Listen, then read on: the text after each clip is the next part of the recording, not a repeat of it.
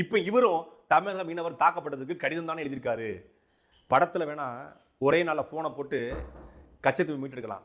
படத்துல வேணா ஒரே நாள் போனை போட்டு இலங்கை அதிபரை கதறப்படலாம்.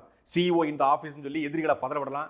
எதிரிகள் கூடாரத்திலே போய் ஒரு ஃபைட் சீனை வச்சு முதலமைச்சர்களை அங்க இருக்கக்கூடிய எம்எல்ஏக்களை பதறப்படலாம். ஆளுங்கட்சியை எதிர்கட்சியை பதறப்படலாம். ஏன் இங்கிருந்து ஜெட் விமானம் எடுத்துட்டு போய் பாகிஸ்தான்ல போய் சண்டை போடலாம். படத்துல வேணா பண்ணலாம்.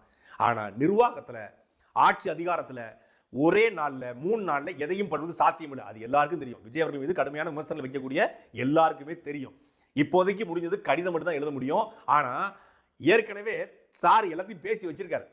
மீனவர்களுடைய பிரச்சனைக்கு அப்பப்ப எந்திரிச்சு கடிதம் எழுதிட்டு திரும்ப தூங்க போயிடுவார். அதோட அது அப்படியே கிடக்கும். மானே தேனே பொன்மானே.